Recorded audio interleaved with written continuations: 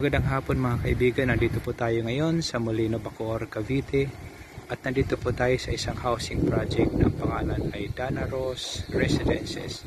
Ngayon po ay titingnan po natin ang isang model unit na ang pangalan po ay Rosella.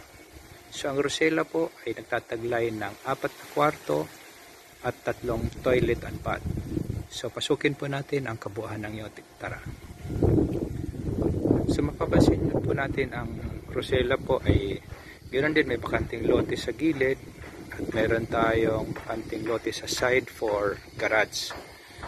So single attached unit po ito, no? So pagpasok po natin, nandito po yung living, dining. By the way, model unit po ito, hindi po kasama ang mga gamit po dito. So mapansin natin sa bandang likuran ay mayroon pang bakanting lote for ito, no? Bakanting lote for lanay, dirty kitchen. Ganoon din po, nandito na po yung ating dirty kitchen sa likod, no? So pwede maglaba dito. At dito po, pansin natin, ito na yung kitchen natin. May built-in cabinet na rin, hanging cabinet, at built-in cabinet na rin yung ating kitchen counter.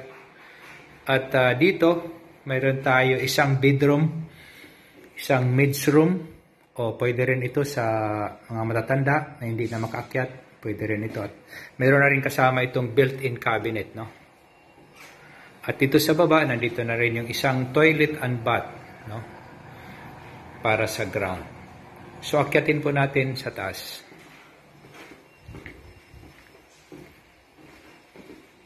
Ito po yung hagdan niya. Kahoy po yan. At pagpasok po natin,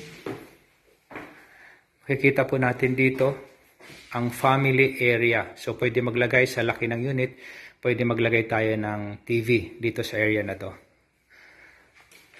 At nandito yung isang common na toilet and bath. Complete na po ito, no? At isa pang bedroom, bedroom 2, sa taas bedroom 1. At may sarili na rin itong built-in cabinet. So mapapansin nga po natin, ang bawat unit ay mayroon na ring butas ng aircon. Preparation na ho yan. At parang bedroom 3 na to, andito, may butas na rin ng aircon, may bintana, ventilation, at mayroon na ring built-in cabinet. So lahat yun may built-in cabinet bawat kwarto. So itong master bedroom natin, yan, malaki ang ating master bedroom. At mayroon na rin yan built-in cabinet, no, nakasama. At may sarili po itong CR. Yan. At may isa pa po. May kasama na itong balcony. Yan. So dito po, pwede tayo lumabas, no? May kasama ng balcony ang unit na ito.